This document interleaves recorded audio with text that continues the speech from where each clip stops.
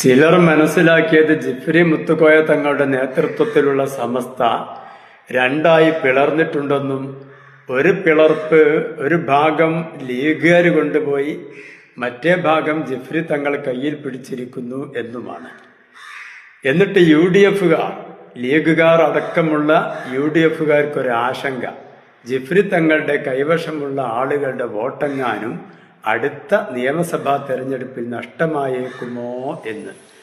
LDF-കാർക്ക് CPM അടക്കമുള്ള LDF-കാർക്ക് ഒരു പ്രതീക്ഷ, ജിഫ്രി തങ്ങളുടെ കൈവശം പിളർന്നു കിടക്കുന്ന ആ വിഭാഗത്തിന്റെ വോട്ട് അടുത്ത നിയമസഭാ തെരഞ്ഞെടുപ്പിൽ നമുക്ക് അനുകൂലമാകുമോ എന്ന് അവരുടെ വോട്ട് കിട്ടിയേക്കുമെന്ന പ്രതീക്ഷ.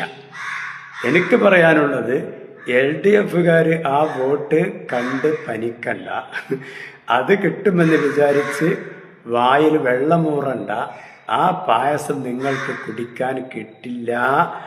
EK വിഭാഗം സമസ്തയായ ജിഫ്രി തങ്ങളുടെ കൈവശമുള്ള വിഭാഗത്തിന്റെ ഒരൊറ്റ ആളെ വോട്ടും LDF-ന് പ്രതീക്ഷിക്കുകയേ വേണ്ട. തങ്ങളടക്കമുള്ള ആരുടെ വോട്ടും കിട്ടുകയില്ല. കാരണം അവർക്ക് കോണി കൈപ്പത്തി ഈ രണ്ട് ചിഹ്നങ്ങളല്ലാതെ ജീവിതത്തിൽ പരിചയമില്ല. അതുകൊണ്ട് എന്തൊക്കെ എതിർപ്പ് പറഞ്ഞാലും ശരി, അവര് ലീഗിനെ എന്തെല്ലാം പറഞ്ഞാലും ശരി, അവരുടെ വോട്ട് ബൂത്തിൽ അങ്ങ് കയറുമ്പോൾ കോണിക്കോ കൈപ്പത്തിക്കോ മാത്രമേ വരികയുള്ളൂ. ഒരു നിലക്കും LDF-ന്റെ ഒരു ചിഹ്നത്തിനും അത് വരികയില്ല. 100% ഉറപ്പുള്ള കാര്യമാണത്. അപ്പൊ പിന്നെ ലീഗുകാരിങ്ങനെ ചീത്ത പറയുന്നില്ലേ? നമ്മളെ കാസിമിനെ കണ്ടില്ല നിങ്ങൾ? കാസിമിന്റെ വായിൽ നിന്ന് ഇനി എന്താ വരാൻ ബാക്കിയുള്ളത്? ലീഗുകാരെ പള്ള നിറച്ചും പിന്നെ കുറച്ചും അദ്ദേഹം പറഞ്ഞ് അങ്ങേയറ്റം പറഞ്ഞ് 10 പൈസക്ക് ഇല്ലാതെയാക്കിയിരിക്കുകയാണ്. അത് പറയുമ്പോഴും അദ്ദേഹം കൈവിരൽ ചൂണ്ടിക്കാണിച്ചിട്ട് പറഞ്ഞത്, ഇതാ ഈ കാണുന്ന മഷി ഞാൻ വോട്ട് ചെയ്ത് വന്നതാണ്. ഇപ്പോൾ ഞാൻ ലീഗിനെയാണ് പറഞ്ഞുകൊണ്ടിരിക്കുന്നത്, പക്ഷേ ഞാനിവിടെ വന്നിരിക്കുന്നത് ലീഗിന് വോട്ട് ചെയ്തിട്ടാണ്. ലീഗിന് വോട്ട് ചെയ്തിട്ടാണ് ഞാൻ ഇവിടെ ഇരുന്നിട്ട് ലീഗിനെതിരെ സംസാരിക്കുന്നത്. ഞാൻ ലീഗുകാരനാണ്. 1, 2, 3 വട്ടം ഞാൻ ലീഗുകാരനാണ്. പക്ഷേ ആ ലീഗ് നന്നായി കിട്ടണമെന്ന് വിചാരിച്ചിട്ടാണ് ഞാൻ ഈ വാക്കുകളൊക്കെ പറയുന്നത് എന്ന് അദ്ദേഹം പറഞ്ഞു. അപ്പോ ലീഗുകാരനായ കാസിമി ലീഗുകാരെ തെറി പറഞ്ഞുകൊണ്ടിരിക്കുമ്പോൾ, കുറ്റം പറഞ്ഞുകൊണ്ടിരിക്കുമ്പോൾ തന്നെ ബൂത്തിൽ കയറിയാൽ കോണിക്കാണ് വോട്ട് ചെയ്യുന്നത്. ഇത് മറുവിഭാഗം ജിഫ്രി തങ്ങളുടെ നേതൃത്വത്തിലുള്ള സമസ്തയിലെ ഓരോ അംഗത്തിൻ്റെയും അവസ്ഥയാണ്. അവർ എന്തൊക്കെ ലീഗിനെ പറഞ്ഞാലും വോട്ട് ചെയ്യുമ്പോൾ അത് കോണിക്കോ കൈപ്പത്തിക്കോ UDF മുന്നണിക്കല്ലാതെ വേറെ എവിടെയും അവരുടെ വോട്ട് പോവുകയില്ല എന്ന് ഉറപ്പിക്കുക. UDF-കാർ ഒരിക്കലും ആശങ്കപ്പെടണ്ട. നിങ്ങൾ എന്ത് പറഞ്ഞാലും ശരി, LDF-കാർ അവരുടെ വോട്ട് കണ്ട് ഈ പായസം കഴിക്കാമെന്ന് വിചാരിച്ച് കാത്തിരിക്കണ്ട. ഒരൊറ്റ വോട്ടും LDF-ന് അവരുടെ ഭാഗത്തുനിന്ന് കിട്ടുകയില്ല. പിന്നെ ഈ വോട്ടുകൾ അങ്ങോട്ടും ഇങ്ങോട്ടും മാറി മറയുന്ന, ചിലപ്പോൾ ഇടത്തോട്ട് ചിലപ്പോൾ വലത്തോട്ട്, ഇങ്ങനെ ഇടതും വലതുമായി മാറി മറയുന്ന വോട്ടുകൾ ആരുടേതാണ്? അത് AP വിഭാഗത്തിൻ്റേത് മാത്രമാണ്. നിഷ്പക്ഷ വോട്ടുകളാണ്.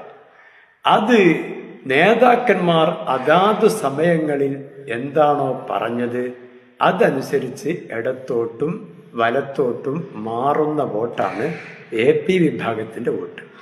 അതുകൊണ്ട് തന്നെ കഴിയുമെങ്കിൽ AP വിഭാഗത്തിനെ വേദനിപ്പിക്കാതെ അവരുടെ ആവശ്യങ്ങൾ പൂർത്തിയാക്കി കൊടുത്ത് അവരോട് നല്ല നിലയിൽ നിന്ന് അവരുടെ ഇഷ്ടവും സ്നേഹവും കരസ്ഥമാക്കാൻ 2 മുന്നണികളും LDF UDF-ഉം മത്സരിക്കുക.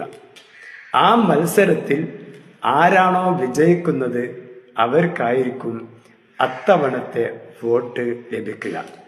ആ വിഷയത്തിൽ LDF വിജയിച്ചാൽ AP വിഭാഗത്തിൻ്റെ വോട്ട് ഇടതിൻ്റെ ഭാഗത്തേക്ക് അരിവാളിനോ അല്ലെങ്കിൽ അരിവാൾ ഖദിറിനോ LDFൻ്റെ സ്വതന്ത്ര സ്ഥാനാർത്ഥികൾക്ക് നിശ്ചയിക്കപ്പെട്ട മറ്റു ചിഹ്നങ്ങളിലോ വോട്ട് വരും. ആരാണ് ഇവിടെ കേരളം ഭരിക്കേണ്ടത് എന്ന് നിശ്ചയിക്കുന്നത് ഈ നിഷ്പക്ഷ വോട്ടുകളാണ്. അപ്പോൾ UDF ആണ് വിജയിക്കുന്നതെങ്കിൽ ഒരു മടിയുമില്ലാതെ നേതാക്കന്മാർ പറയും, നമുക്കൊരുപാട് ഉപകാരം ചെയ്തു തന്നതിൽ, നമ്മോട് നല്ല നിലയിൽ നിൽക്കുന്നതിൽ ആ മത്സരത്തിൽ വിജയിച്ചത് ഇത്തവണ UDF ആണ്. അതുകൊണ്ട് എല്ലാവരും UDFലെ സ്ഥാനാർത്ഥികളെ പ്രത്യേകം പരിഗണിക്കണം എന്ന് സംഘടനാ ചാനൽ വഴി ഞങ്ങൾക്ക് നിർദ്ദേശം കിട്ടുമ്പോൾ ഞങ്ങളുടെ വോട്ട് ആ തവണത്തെ വോട്ട് കൈപ്പത്തിക്കോ കോണിയിലോ അല്ലെങ്കിൽ UDFന് അംഗീകരിക്കപ്പെട്ട മറ്റു വല്ല ചിഹ്നങ്ങളുമുണ്ടെങ്കിൽ അതിൽ പതിയുന്നതാണ്. ഇങ്ങനെ ഇടത്തോട്ടും വലത്തോട്ടും മാറി മറിയുന്ന ഒരേ ഒരു വോട്ട് AP വിഭാഗത്തിൻ്റേത് മാത്രമാണ്.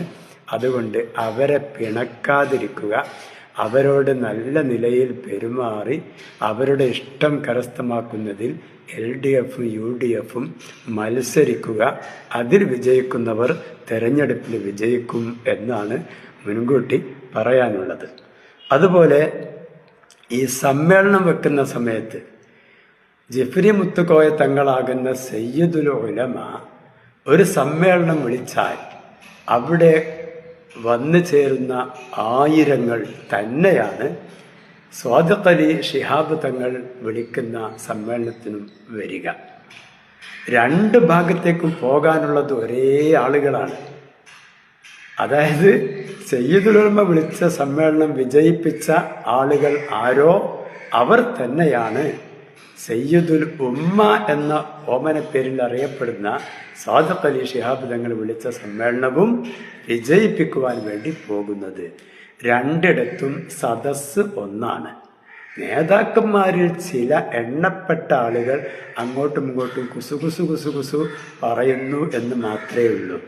അത് അടുത്ത ഇലക്ഷനിൽ റിസൾട്ട് വന്ന് തരണം ആരുടെ കയ്യിലെന്ന് തീരുമാനിക്കപ്പെട്ടതിന് ശേഷം ആ നിലപാട് പഴയ അവസ്ഥയിലേക്ക് മടങ്ങിപ്പോവുകയോ പുതിയ നിലപാടിന് കുറച്ച് ശക്തി കൂടുകയോ ചെയ്യും.